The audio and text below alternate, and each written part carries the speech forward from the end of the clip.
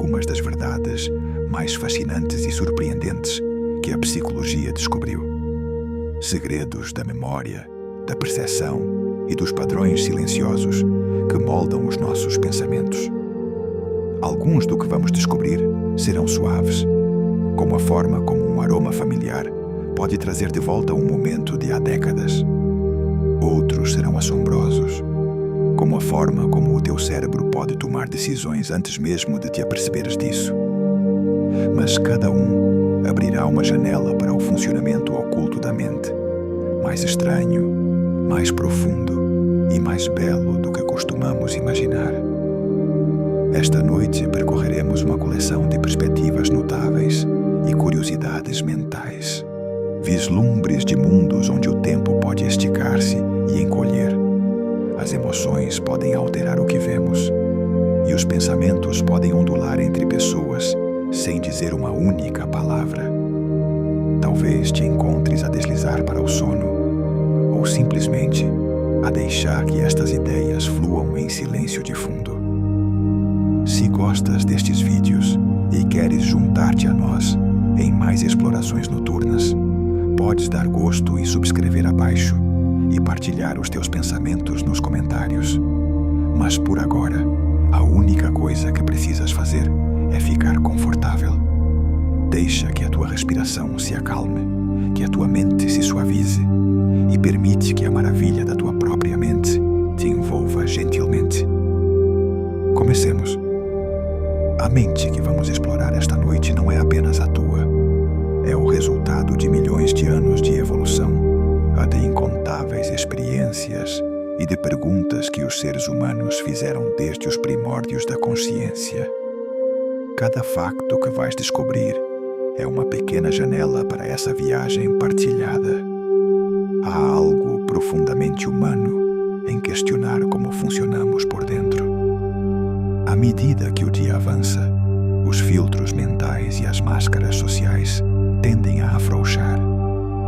Tarde da noite, quando o cansaço reduz a inibição e a vigilância pessoal, as pessoas podem falar com mais franqueza e revelar pensamentos que protegeriam durante as horas de luz.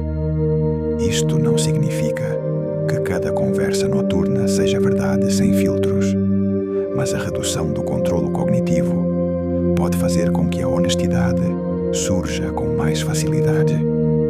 Os psicólogos também sugerem que a atmosfera tranquila e íntima da noite favorece a abertura. Menos distrações, a luz mais suave e a sensação de que o mundo está em repouso. Nestas horas, as conversas podem aventurar-se em territórios pessoais, aprofundando por vezes as ligações.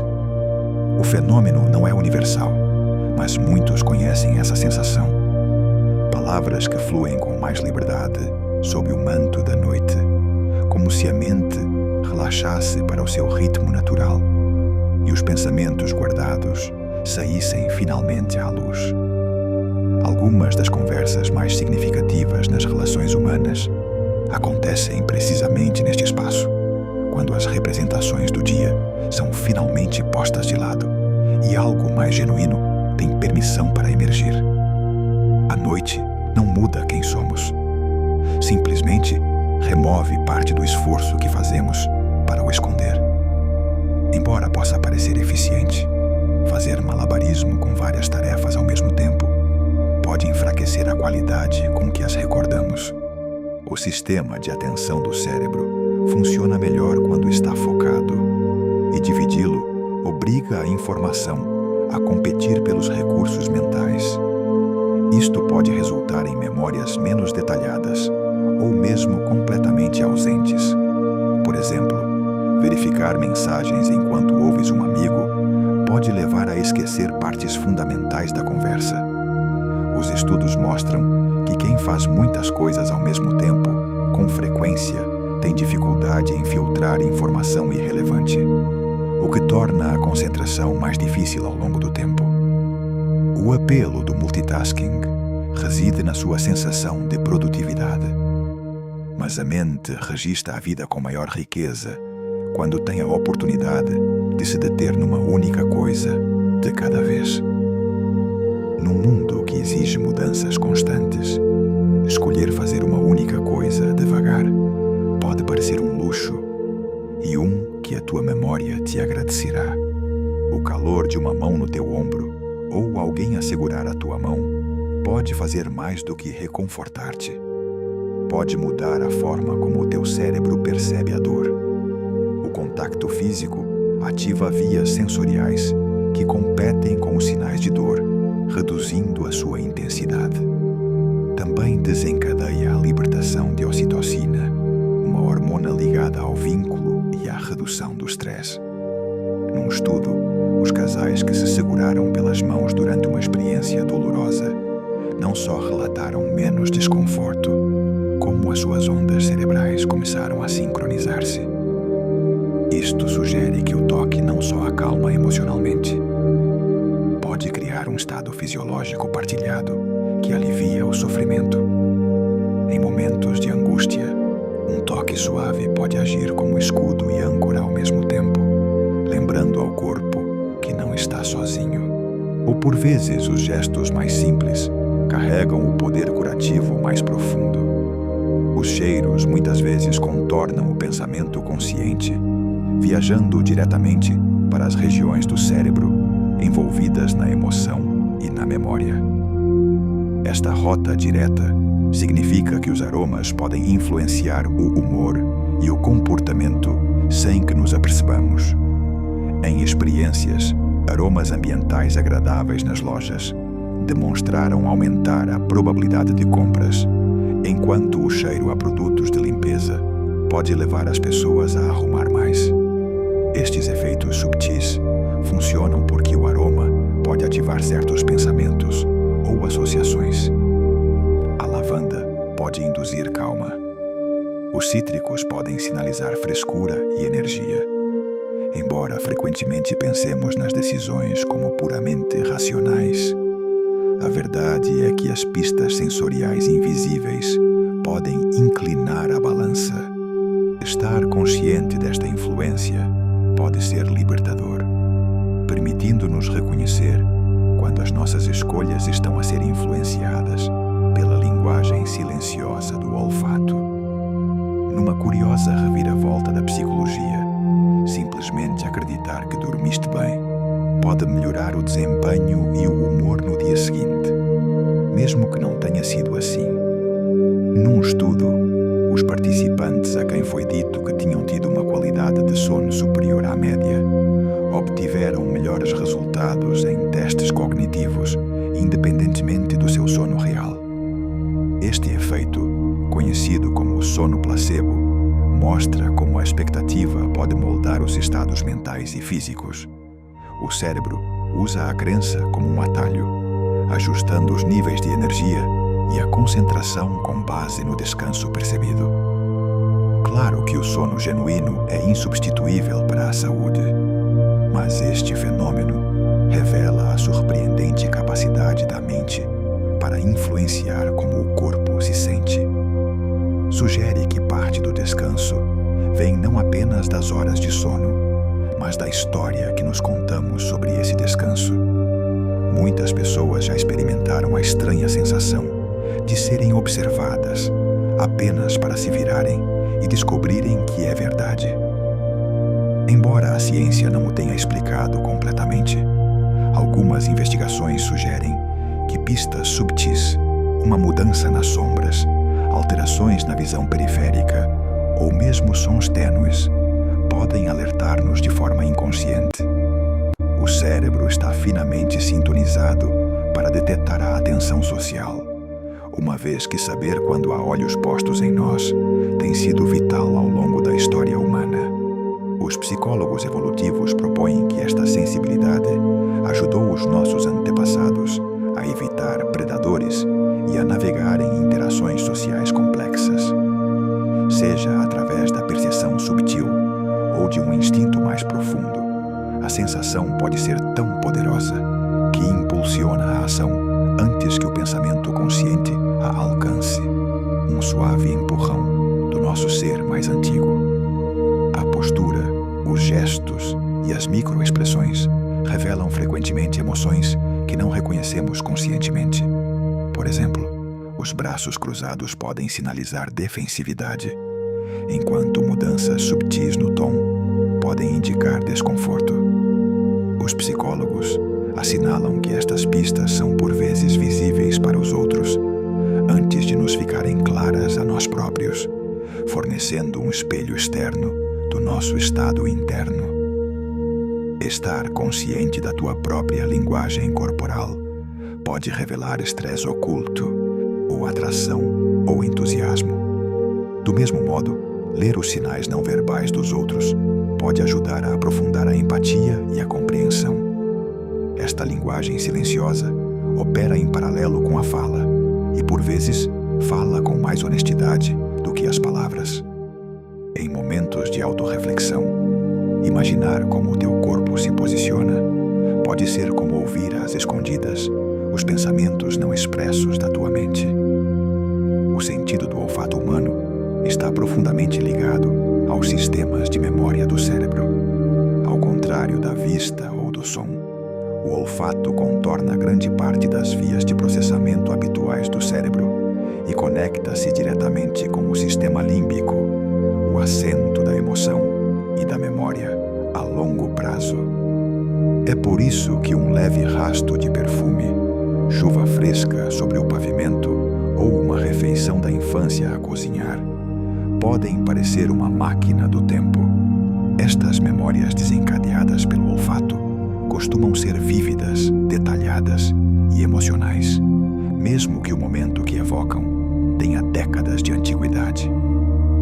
Os psicólogos chamam a isto o efeito Proust, assim nomeado pelo autor que escreveu famosamente sobre como o sabor de uma madalena o transportou para a sua infância. Tais momentos lembram-nos que as nossas mentes não são simples arquivadores, são paisagens vivas e os sentidos são como chaves que podem abrir portas fechadas, deixando que os sentimentos esquecidos regressem silenciosamente ao presente.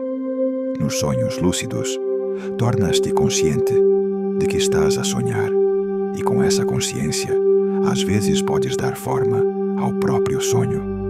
As pessoas que experienciam sonhos lúcidos relatam voar sobre montanhas, respirar debaixo de água ou reescrever os eventos do seu sonho enquanto ocorrem.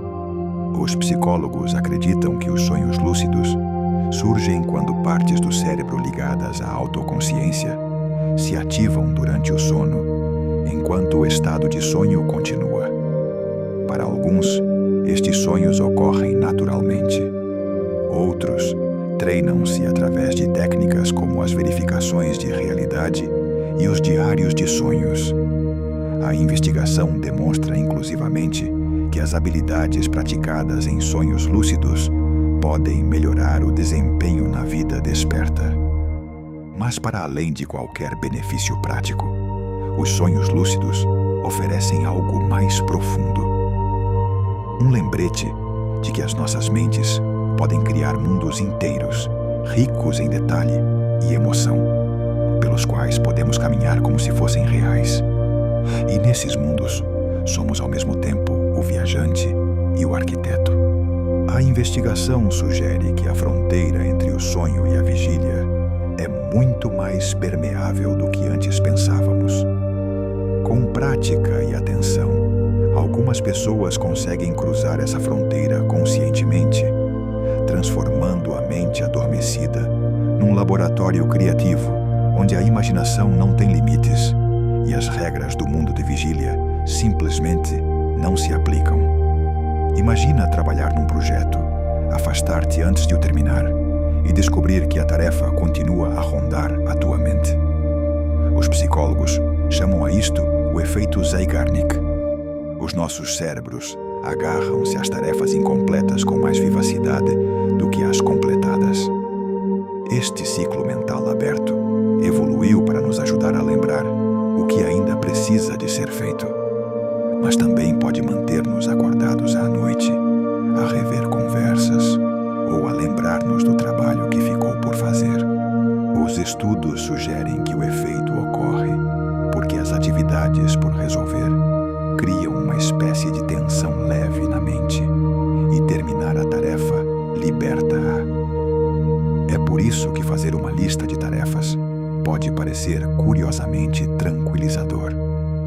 Indica ao cérebro que a tarefa está contemplada, mesmo que ainda não esteja feita. Na vida diária, este efeito pode ser tanto um motivador como uma fonte de estresse, dependendo de como o usamos. De qualquer forma, é um exemplo poderoso do trabalho inacabado da mente. O ato de sentir e expressar gratidão é mais do que um hábito educado. Pode alterar a química do corpo. Os estudos descobriram que as pessoas que se concentram regularmente naquilo pelo que são gratas mostram níveis mais baixos de cortisol, a hormona libertada durante o estresse.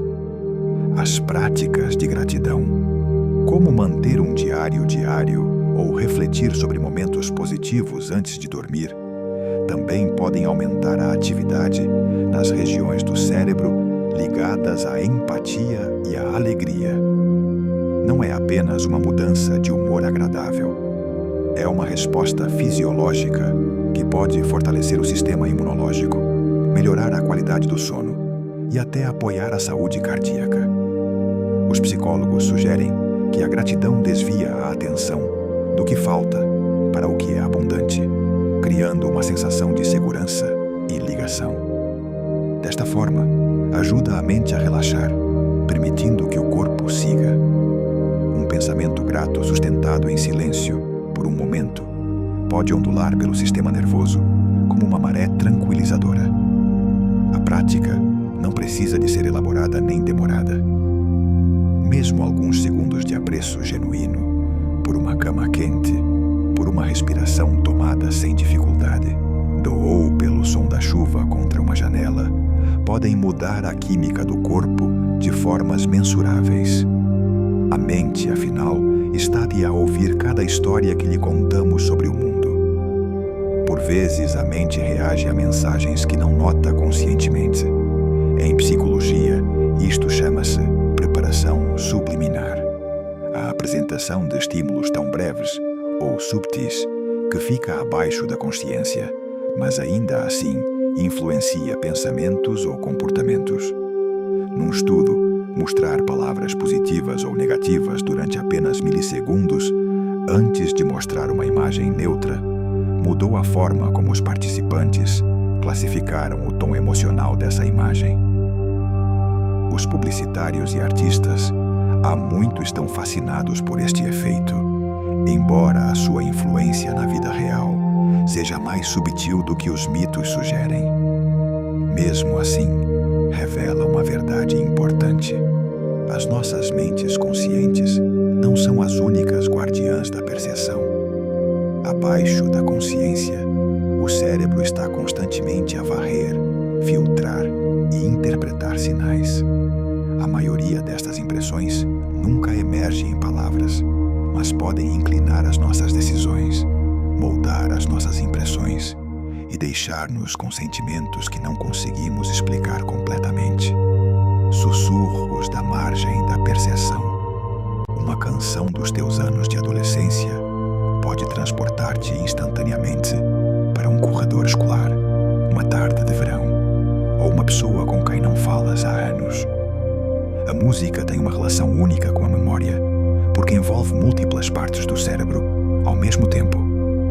Regiões auditivas, áreas motoras e, crucialmente, o sistema límbico.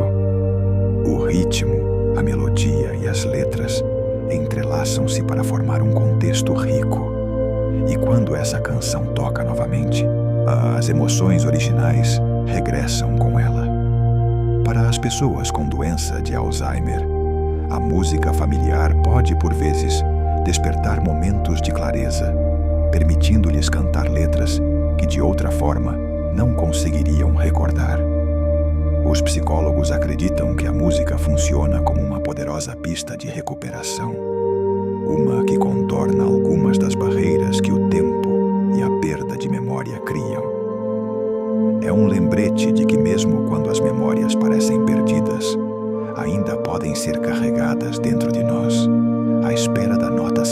para se libertarem. Há algo profundamente esperançoso nisto. Significa que mesmo a memória mais fragmentada pode às vezes ser alcançada, não através da lógica ou do esforço, mas através da via mais simples e mais antiga da melodia. A música fala numa linguagem mais antiga do que as palavras. E o cérebro, apesar de toda a sua complexidade, permanece para sempre sintonizado com essa frequência primordial. A esperança e a expectativa positiva não são apenas reconfortantes, podem ser biologicamente protetoras. Os estudos demonstraram que as pessoas otimistas tendem a recuperar mais rapidamente de cirurgias, respondem melhor a certos tratamentos e têm taxas mais baixas de algumas doenças crônicas. O otimismo parece reduzir as respostas prejudiciais ao estresse, promover comportamentos mais saudáveis e até fortalecer o sistema imunológico. Isto não significa ignorar a realidade ou forçar um sorriso durante as dificuldades. Trata-se antes de esperar que as dificuldades possam ser superadas e que o futuro tenha possibilidades.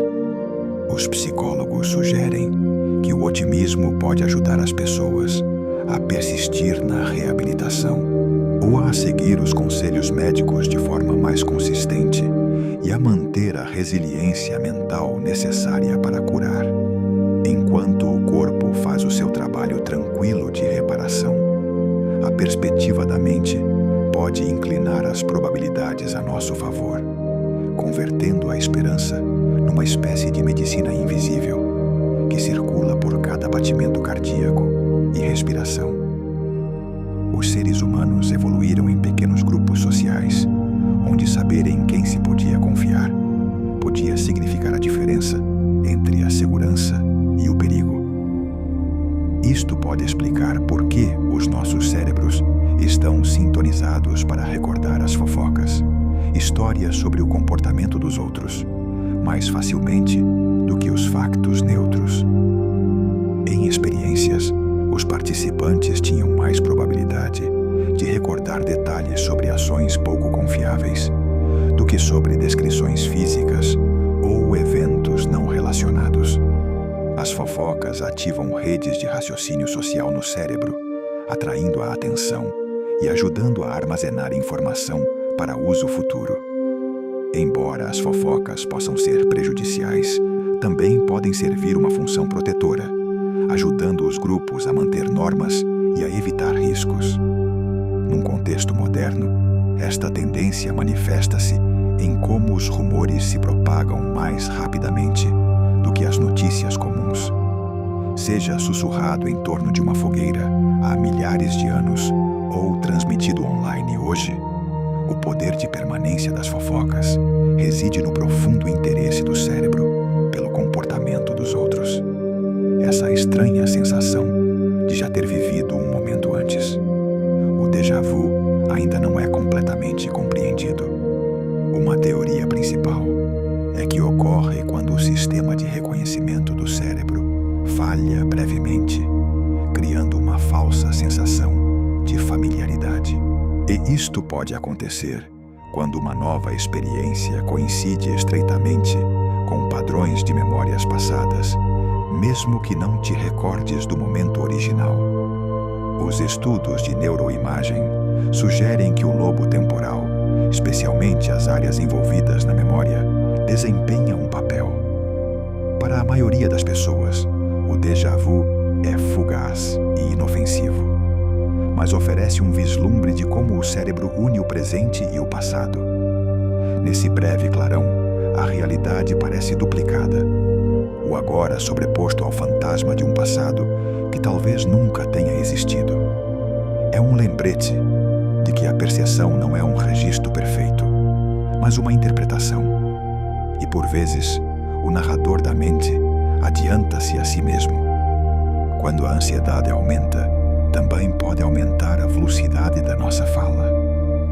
Isto é parcialmente impulsionado pela resposta de luta ou fuga do corpo, e que aumenta a frequência cardíaca e a respiração. O cérebro, preparado chamado para a ação rápida, empurra os pensamentos para a frente mais rapidamente, e a boca luta para manter o ritmo. Os falantes nervosos também podem saltar pausas, precipitar-se através das frases ou tropeçar nas palavras enquanto a adrenalina aguça a sua urgência de serem compreendidos. Este efeito pode ser subtil, uma ligeira aceleração da cadência, ou tão pronunciado que as palavras se misturam. Em situações sociais, esta fala acelerada às vezes pode fazer com que os outros também fiquem ansiosos, já que os estados emocionais se propagam entre grupos. Conhecer este padrão pode ser útil. Abrandar deliberadamente a fala pode acalmar o corpo, e um corpo calmo, por sua vez, pode estabilizar a mente. Desta forma, a fala torna-se não apenas um reflexo do estado de humor, mas uma ferramenta para o guiar. Apesar de todos os nossos avanços na neurociência, vastas regiões do cérebro continuam a ser apenas parcialmente compreendidas. Podemos mapear estruturas, rastrear sinais elétricos e observar padrões de atividade. No entanto, o mistério mais profundo de como surge a consciência, ou por que as memórias se sentem vívidas, ainda nos escapa. Algumas regiões do cérebro não têm uma função completamente definida, e as intrincadas redes que as ligam são mais complexas do que qualquer computador que os humanos tenham construído. Cada novo estudo revela não só respostas, mas novas perguntas, lembrando-nos de que exploramos apenas uma fração deste universo vivo dentro dos nossos crânios.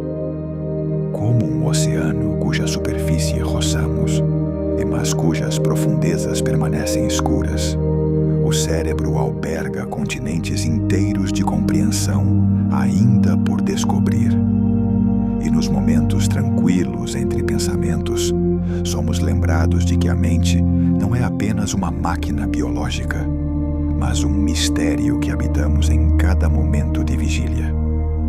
A investigação sugere que a maioria dos nossos pensamentos diários são reciclados de dias anteriores. Preocupações familiares, rotinas e reflexões que se reproduzem em formas ligeiramente diferentes. Esta repetição mental ajuda a manter uma sensação de estabilidade, mas também pode limitar a criatividade e manter-nos presos em padrões antigos. O cérebro favorece a eficiência, e reutilizar as vias neurais existentes é menos exigente do que forjar novas. No entanto, quando procuramos intencionalmente experiências novas, a desafiamos suposições ou mudamos o nosso ambiente, podemos gerar padrões de pensamento frescos. É por isso que viajar, aprender novas habilidades ou mesmo tomar um caminho diferente para o trabalho podem parecer revigorantes. Tira a mente do piloto automático e leva-a à consciência. Na maior parte do tempo, os nossos pensamentos fluem por trilhos bem calcados, mas de vez em quando podemos sair do caminho e descobrir uma paisagem completamente nova dentro de nós mesmos. Um único bocejo pode propagar-se por uma sala, passando de pessoa para pessoa, sem que se troque nenhuma palavra. Este efeito contagioso não se limita aos humanos. Foram observados chimpanzés, cães e até algumas aves a copiar bocejos de outros. Os psicólogos acreditam que o fenômeno está ligado à empatia e ao vínculo social. Refletimos inconscientemente o comportamento de quem nos rodeia, reforçando a ligação. Nos humanos, a probabilidade de copiar um bocejo aumenta com a proximidade. É mais provável que bocejares depois de um amigo do que depois de um estranho. O ato em si continua a ser parcialmente misterioso.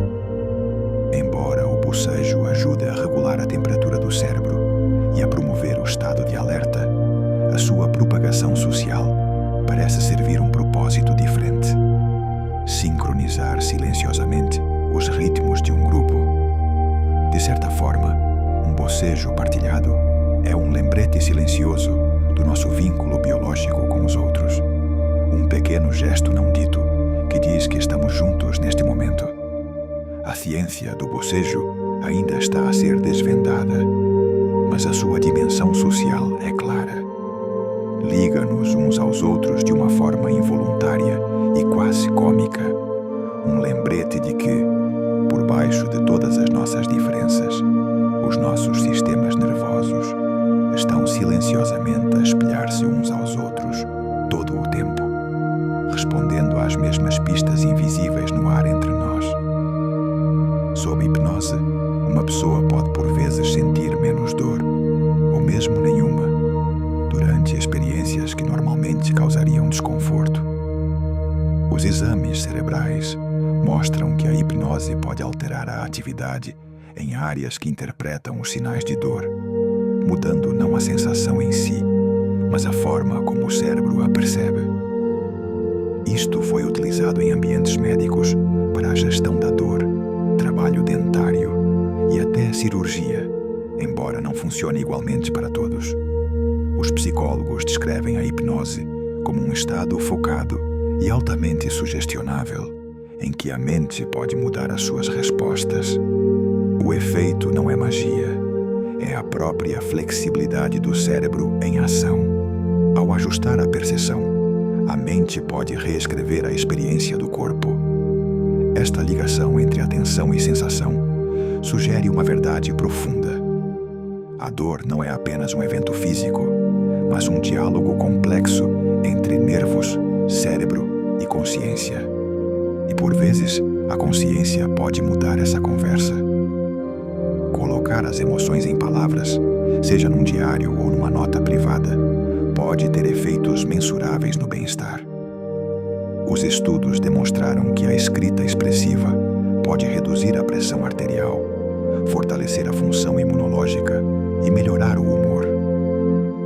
Os psicólogos acreditam que o processo ajuda a organizar as experiências emocionais, convertendo sentimentos vagos em pensamentos estruturados que o cérebro pode trabalhar. Isto reduz a tensão mental e liberta recursos cognitivos para outras tarefas. Escrever não requer gramática ou estilo perfeitos. O seu poder reside na honestidade. Ao traduzir as experiências internas em linguagem, damos forma ao que era informe, e ao fazê-lo, reduzimos o seu domínio sobre nós. A página torna-se um recipiente seguro para o que pode parecer esmagador na mente. Com o tempo, esta prática pode ajudar a desemaranhar emoções complexas, tornando-as mais fáceis de compreender e de carregar. A mente humana é profundamente emocional, e isto molda como recordamos. Os eventos ligados a emoções fortes, alegria, medo, luto ou excitação, tendem a permanecer na memória mais tempo do que os detalhes neutros. Esta etiqueta emocional ajuda o cérebro a priorizar as experiências importantes, mas também significa que frequentemente recordamos como nos sentimos com mais clareza do que o que realmente aconteceu. No testemunho de testemunhas, por exemplo, a carga emocional de um evento pode influenciar as recordações, por vezes distorcendo a precisão dos factos. No lado positivo, recordar as emoções de momentos significativos pode ajudar a reforçar valores, relações e lições de vida. As nossas memórias não são registros perfeitos. São mais como histórias contadas desde a perspectiva do coração.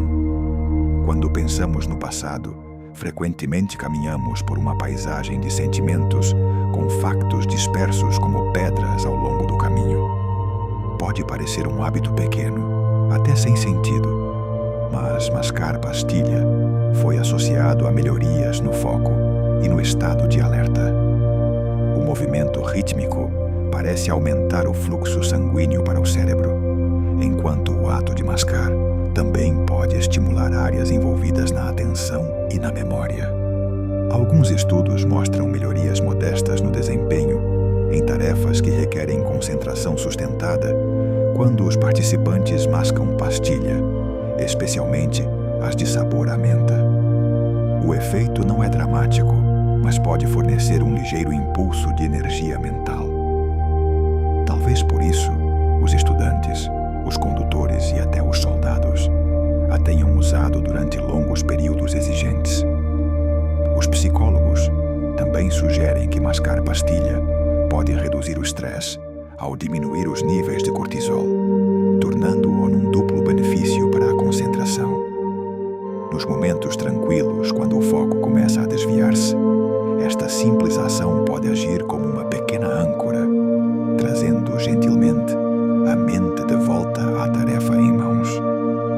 A nossa memória é influenciada pelo que os psicólogos chamam os efeitos de primazia e recência, a tendência para recordar melhor os primeiros e últimos elementos de uma sequência do que os do meio. Os primeiros elementos beneficiam de mais repetição e atenção, enquanto os últimos permanecem frescos na memória a curto prazo.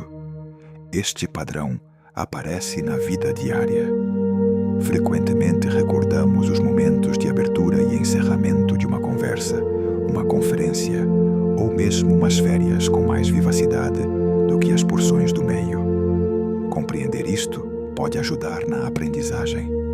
Colocar informação fundamental no início ou no final de uma sessão de estudo aumenta a probabilidade de ficar retida. De certa forma, a mente enquadra as experiências como histórias, com as cenas de abertura e encerramento a brilhar com mais intensidade.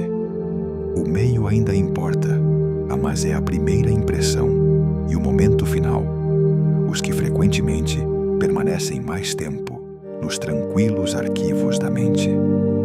A cegueira à mudança é uma curiosa raridade da percepção. O cérebro pode não notar mesmo grandes alterações numa cena se ocorrerem durante uma breve distração ou interrupção visual. Em experiências, as pessoas podem olhar diretamente para um objeto, desviar o olhar por um momento e não notar que mudou completamente quando olham de volta. Isto acontece porque a atenção é seletiva. Não podemos processar cada detalhe. Então o cérebro preenche as lacunas com suposições baseadas no conhecimento prévio. Na vida diária, a cegueira à mudança pode explicar por que não notamos pequenas reorganizações numa sala ou não vemos o novo corte de cabelo de um amigo. É um lembrete de que a percepção não é uma câmara perfeita. Em vez disso, é um mosaico de detalhes focados e continuidade inferida, costurada tão suavemente que raramente notamos as peças em falta, a menos que alguém as aponte. Mesmo que não te sintas alegre, o simples ato de sorrir pode mudar subtilmente o teu humor. Os psicólogos chamam a isto a hipótese do feedback facial. A ideia de que as expressões faciais podem influenciar os estados emocionais. Quando sorris, os músculos do teu rosto enviam sinais ao teu cérebro, desencadeando a libertação de neurotransmissores, como a dopamina e a serotonina. Isto pode criar um pequeno impulso no humor, mesmo que nada mais mude. O efeito também funciona ao contrário. Franzir o sobrolho ou fazer cara de poucos amigos pode reforçar sentimentos de tensão ou frustração.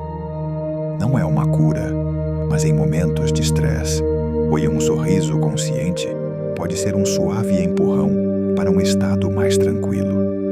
É por isso que algumas pessoas praticam um sorriso suave durante a meditação. Uma ligeira viragem quase imperceptível dos lábios. É um lembrete de que a mente e o corpo estão profundamente entrelaçados. E por vezes, a felicidade pode começar com uma simples expressão deliberada. A atração parece uma escolha consciente, mas muitas das suas bases são estabelecidas abaixo da consciência. Pistas subtis, a simetria de um rosto, o tom de uma voz, até o aroma de uma pessoa, podem desencadear respostas enraizadas na biologia e na experiência. Os psicólogos evolutivos sugerem que algumas preferências podem estar ligadas a indicadores de saúde, enquanto outras são moldadas por normas culturais e história pessoal. O subconsciente também tece associações. Um certo riso pode lembrar-te de alguém amável. Um penteado pode evocar uma figura querida do teu passado. Estas impressões frequentemente formam-se antes de a mente consciente começar a sua análise, criando uma sensação de química instantânea. É um lembrete de que a atração é tanto antiga como pessoal. Uma dança entre instintos aperfeiçoados durante milênios e os caminhos únicos esculpidos pelas nossas próprias vidas, guiando silenciosamente os nossos olhos e corações antes de nos apercebermos de que já escolheram uma direção. Um estado de fluxo é um espaço mental onde o foco é sem esforço, o tempo parece elástico e o mundo exterior desvanece-se. Os artistas, os atletas e os cientistas frequentemente descrevem perder-se no seu trabalho e emergir horas depois a sentir-se energizados em vez de esgotados. Os psicólogos dizem que o fluxo ocorre quando o desafio de uma tarefa coincide com o teu nível de habilidade. Dificuldade suficiente para te comprometeres completamente, mas não tanta que te sobrecarregue. Neste estado, o cérebro reduz a atividade no córtex pré-frontal, a região ligada à autoconsciência, libertando a atenção para se fundir com a tarefa. O fluxo não é apenas a produtividade no seu ponto máximo, é uma imersão profundamente satisfatória, onde a ação e a consciência se tornam uma só. Muitas pessoas encontram-no durante passatempos, projetos criativos, ou mesmo a resolução de problemas no trabalho. No tranquilo transe do fluxo, os minutos dissolvem-se em momentos e a mente move-se tão suavemente como um rio a encontrar o seu caminho para o mar. Os psicólogos consideram o fluxo um dos estados mais positivos que um ser humano pode experienciar, não porque seja agradável de forma passiva, mas porque representa a mente a funcionar ao seu pleno potencial. Quando encontras o teu próprio fluxo, seja a pintar, a correr, a programar ou a jardinar, não estás a escapar à vida. Estás a chegar completamente dentro dela. Cada vez que aprendes uma nova habilidade ou conceito, as redes neurais do teu cérebro mudam. Este processo, chamado plasticidade sináptica, fortalece as ligações existentes e forma novas, permitindo que a informação seja armazenada e recuperada de forma mais eficiente. Em termos práticos, isto significa que o teu cérebro não é estático. É uma estrutura em constante mudança, moldada pelas tuas experiências. Os estudos de ressonância magnética mostram que as atividades de aprendizagem, desde tocar um instrumento até praticar um idioma, podem até aumentar o tamanho de certas regiões cerebrais ao longo do tempo. Estas mudanças físicas são mais rápidas na infância, mas continuam ao longo da vida, provando que nunca é tarde demais para aprender. O ato de aprender é como caminhar por um campo, até que um tênue trilho se torne um caminho bem calcado. Cada vez que regressas, o caminho fica mais claro e a paisagem da tua mente expande-se, uma ligação de cada vez. As emoções não apenas colorem os nossos pensamentos, podem alterar a nossa percepção visual. Os estudos demonstraram que as pessoas num estado de humor positivo têm mais probabilidade de notar detalhes subtis e ver uma gama mais ampla de cores, enquanto as que se sentem ansiosas podem estreitar o seu foco, procurando ameaças e perdendo pistas neutras ou positivas. Isto acontece porque o estado de humor influencia os sistemas de atenção do cérebro, ajustando a forma como a informação sensorial é filtrada e interpretada. Um estado alegre pode fazer com que um pôr-do-sol pareça mais vívido, enquanto o medo pode fazer com que uma rua fracamente iluminada pareça mais escura do que é. Desta forma, a percepção não é um processo puramente objetivo. é moldada pela lente da mente em cada momento. Mudar o teu estado de humor pode literalmente mudar o teu mundo, revelando que a linha entre o estado interno da mente e o ambiente externo é muito menos fixa do que imaginamos. Em emergências, a presença de outras pessoas às vezes pode reduzir a probabilidade de alguém intervir. Um fenômeno conhecido como o efeito espectador. Quando estão sozinhas, os indivíduos sentem uma maior responsabilidade pessoal de agir. Quando estão numa multidão, a responsabilidade difunde-se e cada pessoa assume que alguém mais vai ajudar. Este efeito foi observado em inúmeras experiências, desde acidentes ensinados até objetos caídos na rua. Quanto mais pessoas estiverem presentes, menor será a probabilidade de alguma intervir. No entanto, o conhecimento do efeito espectador pode contrabalançá-lo. Quem o compreende é mais propenso a agir independentemente da multidão. É um lembrete de que em momentos onde é necessária ajuda, olhar para os outros pode ser uma armadilha. Por vezes, a pessoa que deve agir simplesmente tens de ser tu, mesmo que sejas o único que nota a necessidade. Quando uma pessoa está estressada, o seu corpo pode libertar compostos químicos através do suor que transportam sinais subtis para quem está por perto. As investigações descobriram que cheirar estes odores de estresse, mesmo sem consciência consciente, pode ativar áreas do cérebro ligadas à empatia e ao medo, fazendo com que os outros se tornem mais alertas ou ansiosos.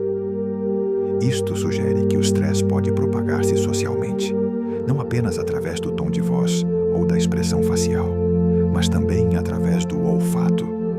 Embora este efeito provavelmente tenha evoluído para ajudar os grupos a detectar e responder ao perigo, na vida moderna significa que a tensão numa sala pode propagar-se silenciosamente de uma pessoa para a seguinte.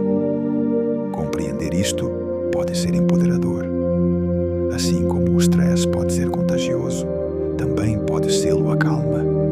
Ao gerir o nosso próprio estado, podemos influenciar o clima emocional à nossa volta, de formas que ninguém consegue explicar completamente, mas que todos podem sentir. Isto significa que a pessoa mais quieta numa sala pode, por vezes, ser a sua presença mais poderosa. Não através de palavras ou ações, mas simplesmente através da estabilidade do seu próprio sistema nervoso, irradiando uma calma que os outros absorvem e espelham de volta, de forma inconsciente. A nostalgia não é apenas um sentimento quente no coração. Pode fazer-te sentir literalmente mais quente no teu corpo. As experiências demonstraram que recordar memórias queridas pode aumentar a temperatura percebida e até reduzir a sensação de frio físico. Os psicólogos acreditam que esta ligação pode estar enraizada em necessidades evolutivas. O calor social e o calor físico estão entrelaçados no cérebro, ambos ligados a sentimentos de segurança e pertença. Quando revisitamos momentos felizes do passado, os nossos corpos respondem como se tivéssemos entrado num ambiente mais confortável. Nos meses de inverno, as pessoas frequentemente experienciam mais pensamentos nostálgicos, talvez como uma forma de contrabalançar o frio. Seja desencadeada por uma canção familiar, uma fotografia ou o cheiro de uma refeição favorita, a nostalgia pode envolver a mente e o corpo num suave cobertor de conforto recordado. Não tens de experimentar uma ameaça em primeira mão para sentir medo. Simplesmente ver alguém a reagir com medo pode desencadear o teu próprio. Isto acontece porque o cérebro contém sistemas espelho que simulam as emoções dos outros, permitindo-nos aprender sobre os perigos de forma indireta. Em estudos, ou nas pessoas que observaram alguém a mostrar sinais de medo em relação a um objeto específico, mostraram mais tarde respostas semelhantes, de medo elas próprias, mesmo sem exposição direta. Este mecanismo provavelmente evoluiu para nos ajudar a evitar danos, aprendendo com as experiências dos outros. Na vida diária, significa que o medo pode propagar-se pelos grupos em segundos, influenciando o comportamento antes de se pronunciar uma única palavra. Assim como a calma pode ser contagiosa, também pode ser-lo o alarme, tornando a consciência emocional uma ferramenta poderosa para moldar o estado de humor coletivo de quem nos rodeia.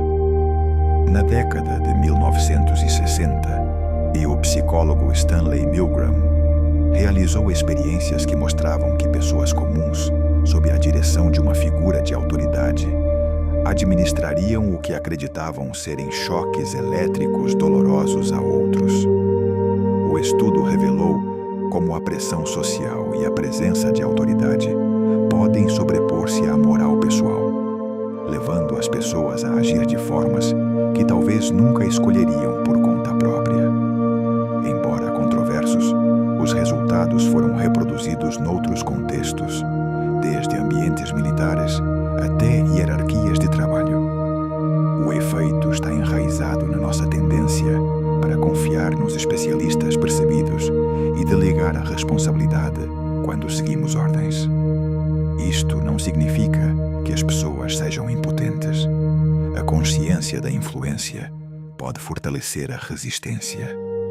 É um lembrete de que a coragem moral às vezes significa sair da sombra da autoridade ou recuperar a escolha pessoal, mesmo quando cada voz à tua volta diz simplesmente: faz o que te mandam. A escrita à mão envolve o cérebro de forma diferente da escrita no teclado, implicando habilidades motoras finas, processamento visual e consciência espacial ao mesmo tempo. Esta experiência sensorial mais rica ajuda a codificar a informação mais profundamente, tornando-a mais fácil de recordar depois. Os estudantes que tomam notas escritas à mão frequentemente recordam melhor os conceitos, mesmo que escrevam menos em geral, porque resumir em tempo real requer um compromisso ativo com o material. Escrever à mão também abranda o ritmo, dando à mente mais tempo para processar as ideias. Embora escrever no teclado seja rápido e eficiente, a escrita à mão pode agir como uma forma de aprendizagem consciente. Cada traço é uma impressão física do pensamento, gravada não apenas no papel, mas nos padrões neurais da memória. O cérebro humano forma impressões de rostos quase instantaneamente, em menos de 1/10 de segundo. A investigação mostra que mesmo uma exposição tão breve é suficiente para as pessoas decidirem se alguém parece confiável, competente ou simpático. Estes julgamentos instantâneos provêm de mecanismos de sobrevivência antigos, onde avaliar rapidamente amigos ou inimigos podia significar a vida ou a morte. A amígdala e outras regiões do cérebro processam as pistas faciais a uma velocidade notável, muito antes de o pensamento consciente ter tempo de intervir. Embora as primeiras impressões possam ser surpreendentemente consistentes entre os observadores, nem sempre são precisas. As nossas mentes frequentemente apoiam-se em estereótipos aprendidos e experiências pessoais para preencher as lacunas. Esta avaliação ultra-rápida é um lembrete de que parte de nós ainda opera com instintos formados muito antes de existirem as cidades, os ecrãs e as apresentações, quando um único olhar podia moldar o curso da sobrevivência. Simplesmente colocar uma imagem de olhos no espaço, por exemplo, por cima de uma caixa de donativos, pode fazer com que as pessoas se comportem com mais generosidade e honestidade. Os psicólogos acreditam que isto acontece porque a sensação de ser observado ativa a responsabilidade social, mesmo quando os olhos estão apenas impressos em papel. Este efeito está relacionado com o nosso passado evolutivo, quando a reputação e o pertencimento ao grupo eram essenciais para a sobrevivência. Ser visto significava que as tuas ações importavam, e o cérebro ainda responde a estas pistas subtis hoje. Curiosamente, os olhos não precisam de ser realistas. Mesmo os desenhos estilizados podem criar o efeito. É um exemplo silencioso de como os instintos sociais profundamente enraizados continuam a moldar o comportamento de formas que raramente notamos, convertendo uma simples imagem num lembrete invisível de que alguém pode estar a observar. O efeito holofote descreve a nossa tendência para acreditar que os outros nos prestam mais atenção do que realmente o fazem. Isto pode fazer com que os pequenos erros, tropeçar no passeio ou pronunciar mal uma palavra, pareçam muito mais notáveis do que são na realidade. Na verdade, a maioria das pessoas está demasiado focada nos seus próprios pensamentos para nos observar de perto. Este viés surge da forma como experienciamos a vida. Somos a figura central na nossa própria história. Por isso, assumimos o mesmo foco dos outros. Compreender o efeito holofote pode ser libertador, reduzindo a ansiedade social e a autoconsciência. Quando nos apercebemos de que a maioria dos olhos está voltada para dentro, os nossos próprios pequenos tropeções perdem o seu peso e podemos mover-nos pelo mundo com um passo mais leve, sem imaginar uma audiência onde não existe nenhuma. Parece impossível, mas os estudos mostram que um placebo, um tratamento inativo, pode ter efeitos reais, mesmo quando o receptor sabe que não é medicina real. Nestes casos, a explicação de que o placebo pode ativar os próprios mecanismos de cura do corpo é frequentemente suficiente para criar mudanças mensuráveis, como a redução da dor ou a melhoria do humor. Os psicólogos sugerem que isto funciona através da expectativa e do condicionamento. O ritual do tratamento combinado com a crença na capacidade do corpo para curar ativa vias no cérebro que influenciam os estados físicos. Este efeito de placebo de etiqueta aberta revela quão entrelaçados estão a mente e o corpo, e como a crença pode moldar a biologia mesmo na ausência de engano. É um lembrete de que, por vezes, a própria consciência pode ser uma forma de medicina. Pensa num momento significativo. Talvez recordes o impulso de alegria, o peso da dor ou o ferrete da vergonha, mas não a sequência exata de eventos. Isto acontece porque as emoções são processadas e armazenadas em áreas do cérebro estreitamente ligadas à memória, como a amígdala, tornando-as mais fáceis de recuperar do que os detalhes factuais. Embora este foco emocional possa ajudar a guiar decisões futuras, também pode esbater a precisão das nossas recordações. Podemos recordar o sentir de um dia, mas perder o fio aos detalhes específicos. É por isso que duas pessoas podem partilhar uma experiência e recordá-la de forma diferente. Na história das nossas vidas, a emoção costuma ser a tinta e os detalhes são o papel. Sem o sentimento, a memória desvanece-se, mas com ele, mesmo os contornos vagos podem permanecer vívidos durante anos. Esquecer pode parecer um defeito, mas é uma parte essencial de como a memória funciona. O cérebro absorve constantemente vastas quantidades de informação, e deixar ir os detalhes menos úteis ajuda a abrir espaço para o que mais importa. Os psicólogos acreditam que esquecer nos permite generalizar a partir de experiências passadas, em vez de nos perdermos nos detalhes específicos. Também evita que a informação desatualizada interfira com a nova aprendizagem. Este esquecimento adaptativo pode pensar-se como podar uma árvore, remover os ramos velhos para que os saudáveis possam crescer. Longe de ser um sinal de fraqueza, a capacidade de esquecer é uma das formas como a mente se mantém eficiente e focada, garantindo que as memórias que carregamos sejam as mais relevantes para o nosso presente e futuro. Em experiências clássicas, as pessoas usaram óculos especiais que invertiam a sua visão, pondo o mundo de cabeça para baixo. No início, a experiência foi desorientadora, mas em poucos dias o cérebro ajustou-se. Os objetos voltaram a aparecer na posição normal, e embora a imagem que entrava nos olhos estivesse invertida, esta notável flexibilidade é um exemplo de neuroplasticidade, a capacidade do cérebro para reorganizar-se em resposta a novos estímulos.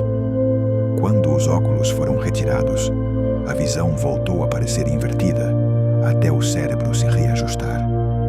A descoberta mostra que a percepção não é um registro fixo, mas uma construção ativa, constantemente moldada pela interpretação do cérebro dos dados sensoriais.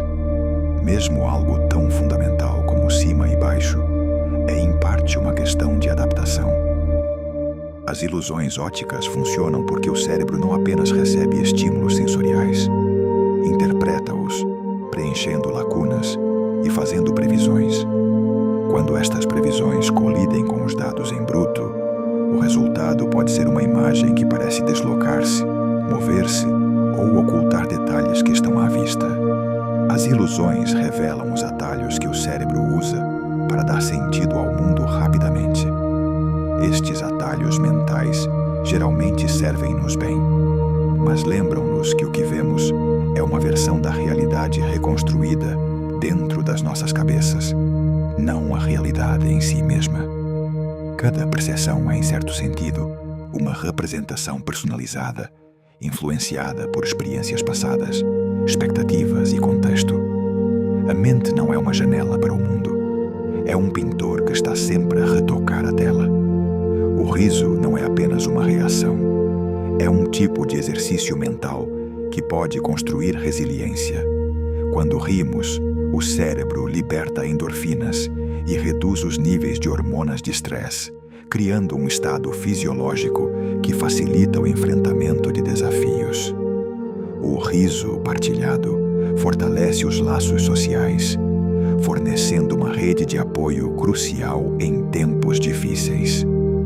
Com o tempo, estes momentos de alegria podem agir como sessões de treino repetidas para o sistema nervoso, ensinando-o a recuperar mais rapidamente do estresse.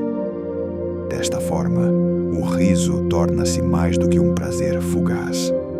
É um recurso armazenado dentro do corpo e da mente, pronto para ser convocado quando a vida exige coragem.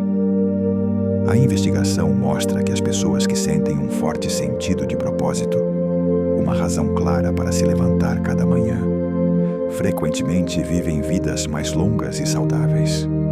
O propósito proporciona motivação, o que pode fomentar hábitos mais saudáveis, reduzir o estresse e fortalecer as ligações sociais. Também parece beneficiar diretamente o corpo, com estudos que ligam o propósito a níveis mais baixos de marcadores inflamatórios e melhor saúde cardiovascular. Isto não significa que o propósito deva ser grandioso ou que mude o mundo. Pode ser tão pessoal como cuidar dos entes queridos, seguir uma paixão criativa ou contribuir para uma comunidade. Ter algo significativo para trabalhar em direção atua como uma bússola para a mente, guiando escolhas e sustentando a resiliência. Em tempos de dificuldade, o propósito pode servir como uma luz constante no horizonte, uma razão para continuar a avançar, um passo de cada vez, através dos dias que se desdobram. Profundamente dentro do lobo temporal, encontra-se a área fusiforme do rosto, uma região especializada dedicada ao reconhecimento de rostos. Esta rede está tão finamente sintonizada que pode identificar rostos familiares em menos de um segundo, mesmo numa multidão. O dano nesta área pode resultar em prosopagnosia ou cegueira de rosto, ou uma condição onde as pessoas podem ver os traços faciais, mas têm dificuldade em reconhecer mesmo amigos próximos ou familiares. A importância deste sistema tem raízes na nossa história evolutiva. Ler os rostos tem sido vital para detectar emoções, reconhecer aliados e estabelecer vínculos sociais. Curiosamente, esta rede não apenas processa rostos humanos, pode adaptar-se para reconhecer outros padrões familiares, como as marcas dos animais de estimação ou a forma de um objeto muito querido.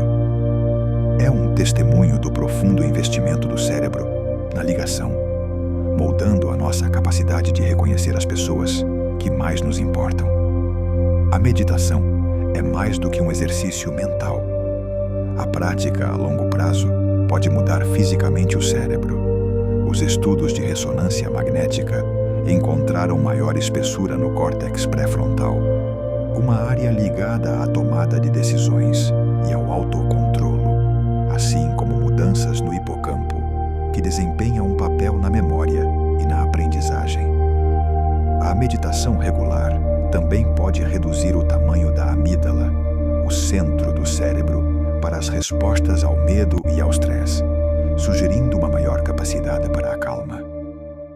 Estas mudanças estruturais refletem a neuroplasticidade, a capacidade do cérebro de se recalcular em resposta à experiência. Mesmo sessões curtas diárias podem começar a alterar os padrões neurais, melhorando a atenção, a regulação emocional e o bem-estar geral. Num mundo que frequentemente parece apressado e ruidoso, a meditação oferece uma forma de remodelar a mente, de dentro para fora, construindo quietude interior no próprio tecido do cérebro. O priming ocorre quando a exposição a certas palavras e imagens ou ideias influencia subtilmente o comportamento posterior.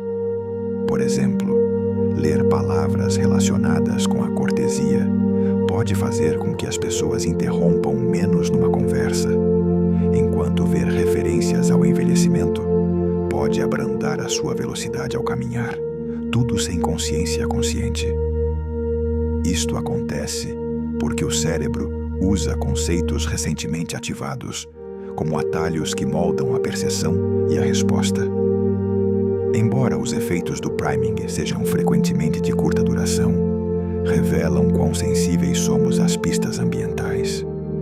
Na vida cotidiana, o priming pode ser positivo, inspirando produtividade, amabilidade ou criatividade. Mas também mostra quão facilmente as nossas mentes podem ser empurradas sem nos apercebermos. Cada ambiente em que entramos estabelece silenciosamente o cenário para como pensamos e agimos. Os atos de bondade não apenas fazem os outros sentirem-se bem, também podem beneficiar a tua saúde.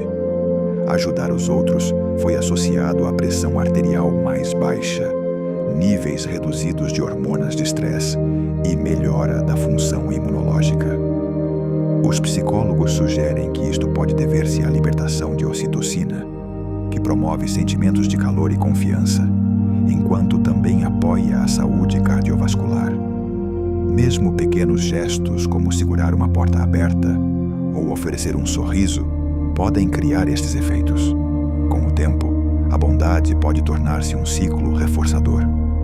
Fazer o bem aumenta o bem-estar, o que por sua vez torna as pessoas mais propensas a continuar a ajudar. Desta forma, a bondade não é apenas uma cola social. É também uma forma tranquila de autocuidado, tecida nas trocas que nos ligam uns aos outros.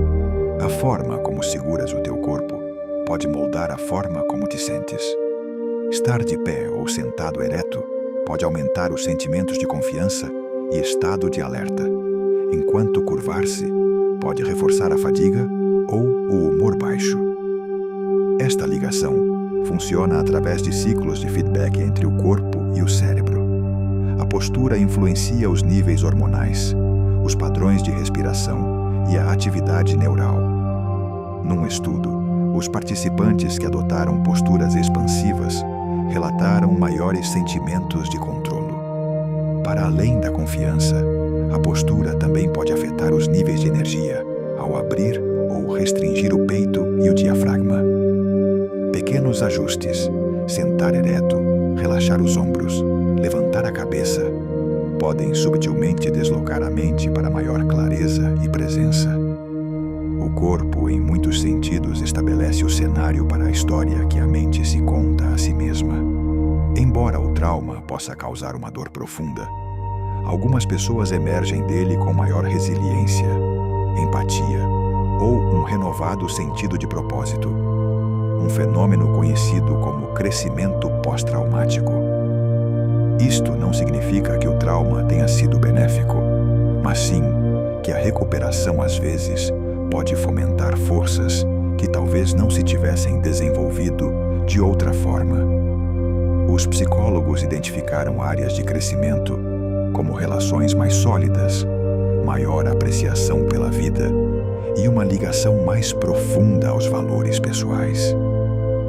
O processo frequentemente implica encontrar significado, encontrar formas de integrar a experiência numa narrativa mais ampla da vida.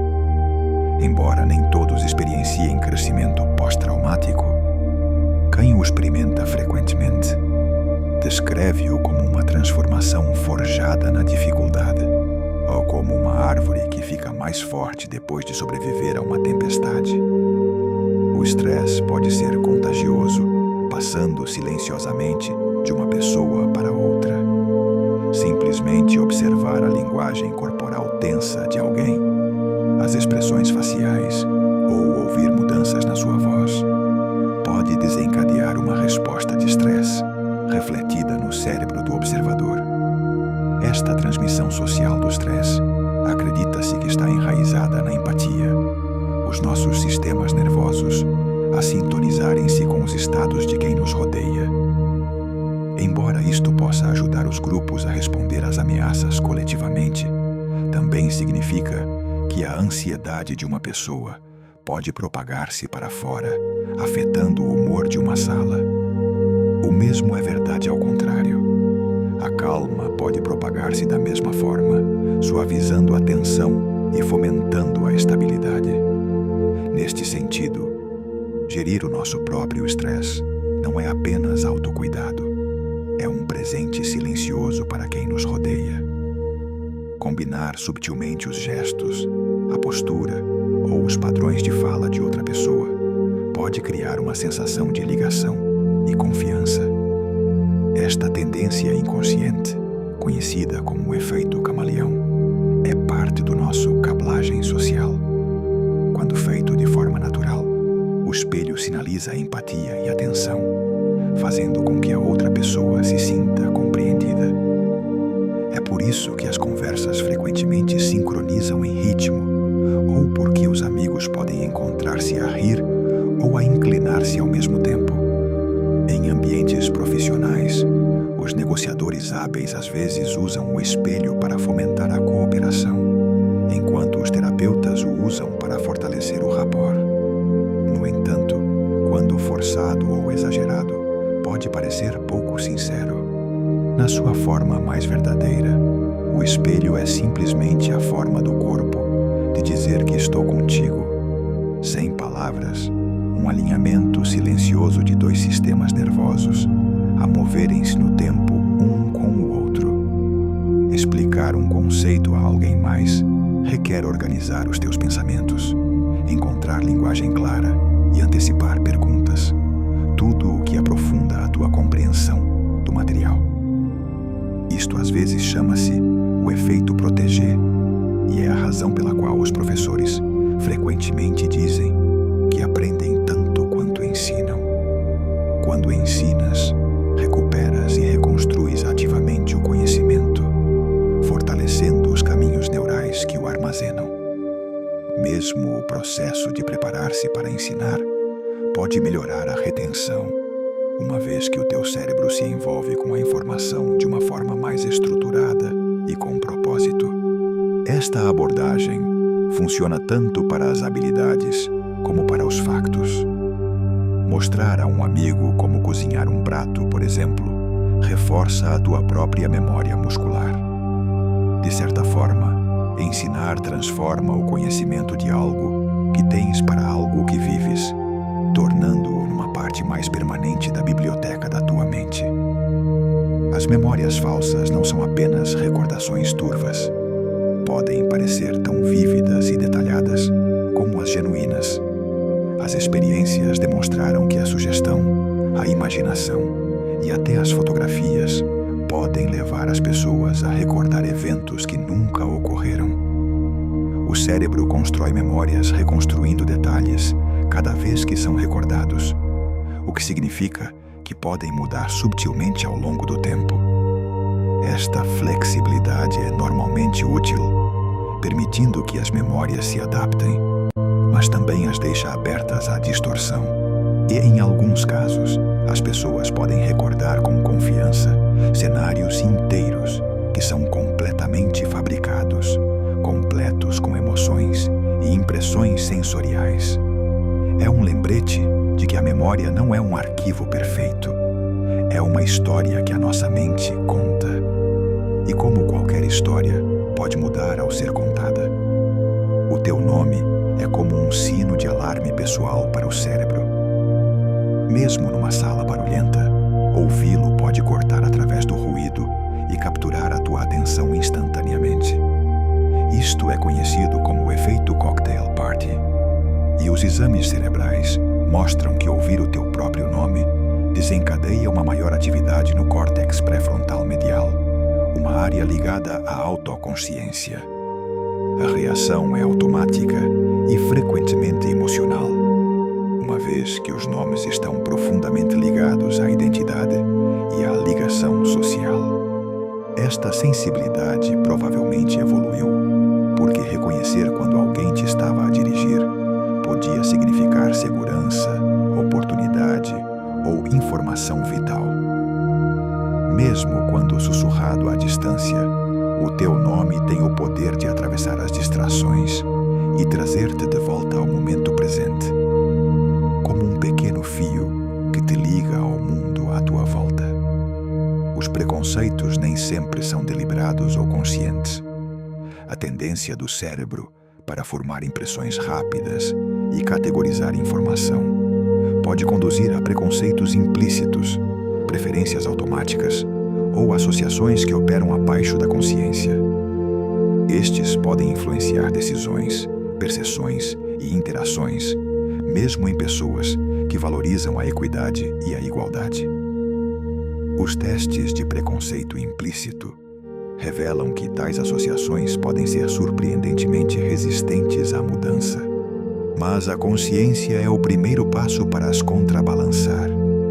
Ao abrandar as decisões, procurar perspectivas diversas e questionar as reações instintivas, podemos começar a desafiar estes padrões ocultos.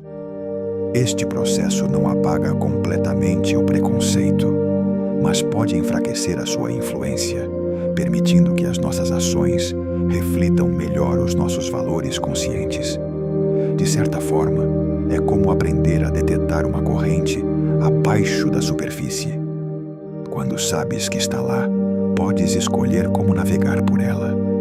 Os seres humanos somos profundamente sociais, e as nossas opiniões podem ser influenciadas simplesmente pelas opiniões de quem nos rodeia. Em experiências clássicas, os participantes estavam dispostos a dar respostas obviamente incorretas a perguntas simples quando todos os outros no grupo faziam o mesmo, como um fenômeno conhecido como conformidade.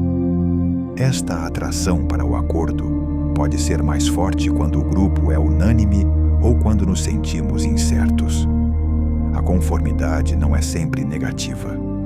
Pode promover a cooperação e as normas partilhadas, mas também pode levar-nos a ignorar o nosso próprio julgamento em favor da multidão. A consciência desta tendência pode ajudar-nos a pausar, examinar as evidências e perguntar se o acordo é genuíno ou simplesmente um desejo de encaixar. Por vezes, o ato mais silencioso de independência é manter-se fiel à verdade quando cada voz à tua volta diz o contrário. Isto requer um tipo de ancoragem interna, um sentido de si mesmo que não se dissolve sob pressão social. Desenvolver essa âncora é uma das tarefas quietas mas essenciais de uma mente madura. Significa aprender a distinguir entre o acordo genuíno e o desejo de pertencer, e escolher, quando necessário, o caminho mais solitário, mas mais honesto. Enquanto o corpo descansa, o cérebro continua a trabalhar, reorganizando memórias, estabelecendo ligações e até resolvendo problemas. É por isso que as respostas às vezes chegam nos sonhos, ou porque uma solução parece clara de manhã, depois de parecer impossível na noite anterior. Durante certas etapas do sono, o cérebro é mais livre para explorar associações incomuns, sem as limitações da lógica de vigília. Artistas, cientistas e inventores creditaram o sono com avanços. Esta resolução criativa de problemas ocorre porque o cérebro adormecido mistura informação de formas novas, encontrando padrões que a consciência de vigília pode ignorar. É um lembrete de que o descanso não é ociosidade.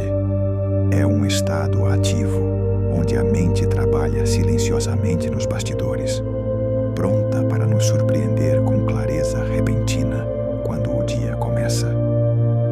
Olhar para uma situação estressante a partir de um ângulo diferente pode reduzir o seu peso emocional. Os psicólogos chamam a isto reavaliação cognitiva. E funciona mudando o significado que atribuímos a um evento. Por exemplo, ver um desafio como uma oportunidade para crescer, em vez de uma ameaça, pode reduzir a ansiedade e melhorar a resolução de problemas.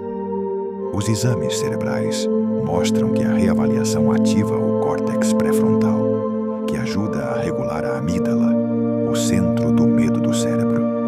Esta mudança não apaga a dificuldade, mas pode criar espaço entre o estímulo e a reação, permitindo uma resposta mais tranquila e deliberada. Com o tempo, o hábito da reavaliação pode tornar a mente mais resiliente, convertendo o estresse num professor em vez de um inimigo.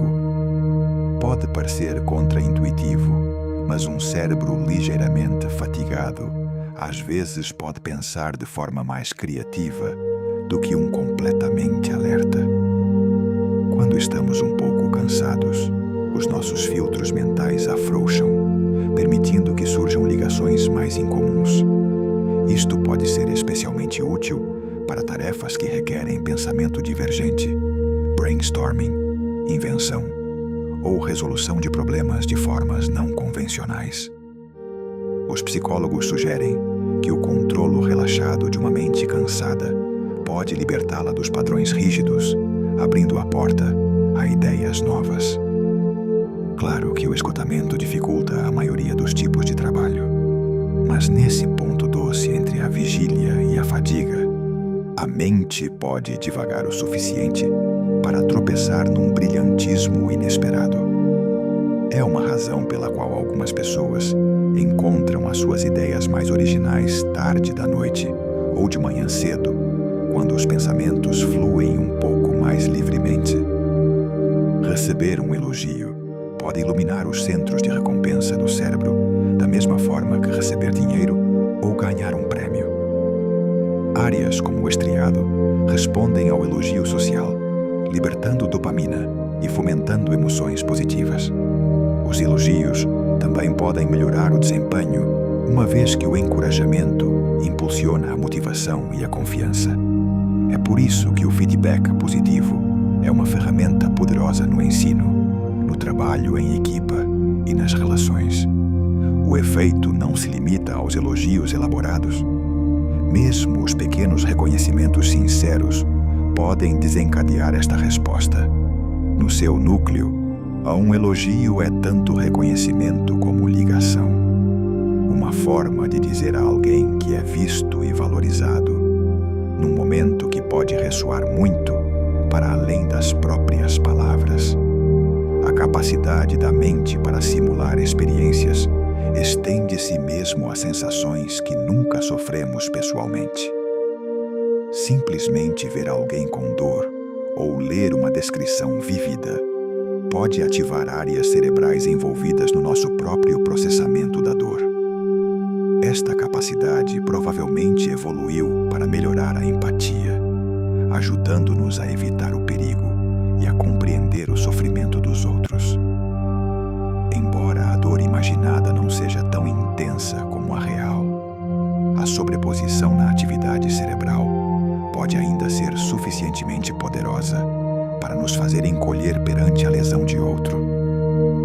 Esta simulação também significa que o medo e a ansiedade podem surgir da dor antecipada, influenciando as nossas escolhas mesmo antes de ocorrer qualquer dano real.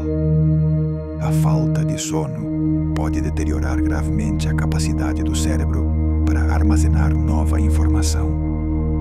Durante o sono profundo, o hipocampo trabalha para consolidar as memórias, transferindo-as para o armazenamento a longo prazo. Sem descanso suficiente, este processo é interrompido, deixando a mente incapaz de reter os detalhes do dia. Mesmo uma única noite de mau sono pode enfraquecer a aprendizagem e a recordação ao longo do tempo. A privação crônica de sono pode levar a um declínio cognitivo mais duradouro. É por isso que o descanso é essencial, não apenas para a saúde, mas também para o crescimento. Sem ele, as histórias dos nossos dias desvanecem-se antes de poderem ser escritas na memória. O efeito da verdade ilusória descreve a nossa tendência para aceitar afirmações como verdadeiras, se as ouvirmos com frequência suficiente, independentemente da sua precisão. A repetição aumenta a familiaridade, e a familiaridade parece verdade para o cérebro. Este atalho mental evoluiu para nos ajudar a aprender a partir de padrões. Mas no mundo moderno, pode ser explorado pela desinformação.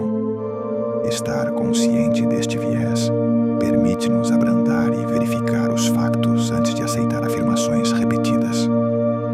Numa paisagem de informação ruidosa, o conforto da mente com o familiar pode ser tanto uma força como uma vulnerabilidade. A alegria de esperar por algo, uma viagem, um encontro há muito esperado ou umas férias, às vezes pode superar o prazer do evento em si. Os psicólogos chamam a isto o efeito de antecipação. E ocorre porque imaginar o futuro permite que a mente construa uma versão ideal, livre da imprevisibilidade da realidade. A antecipação pode elevar o humor, aumentar a motivação e até reduzir o estresse nos dias que antecedem um evento. Quando o momento chega, pode não corresponder à imagem vívida que construímos, mas isso não diminui o valor de aguardar com ansiedade. De certa forma, a antecipação é a sua própria recompensa. Um desdobramento lento e doce na mente que estica a felicidade ao longo do tempo, permitindo-nos desfrutar não apenas do que é, mas do que poderia ser. Apesar de décadas de investigação, continuam a existir vastas perguntas sobre como a mente funciona, desde as origens da consciência até as profundezas da memória e da emoção. Cada descoberta parece abrir novas portas, revelando camadas de complexidade que não imaginávamos. A mente não é apenas uma coleção de processos, é uma paisagem onde os pensamentos, os sonhos e a consciência fluem juntos. Ao explorá-la, não estamos apenas a estudar biologia, também estamos a traçar os contornos do que significa ser humano. Cada vez que a ciência ilumina um canto da mente, descobre que há 100 cantos mais à espera de serem explorados. O cérebro que estuda o cérebro continua a ser em si mesmo o maior mistério que existe.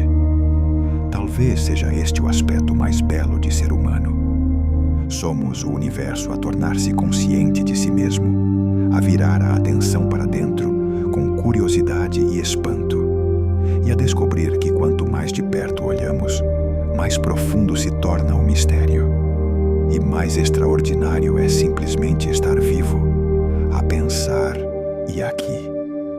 Por agora, muitos dos seus segredos permanecem, convidando-nos a continuar a olhar para dentro, para as tranquilas profundezas que carregamos conosco em todo o lado.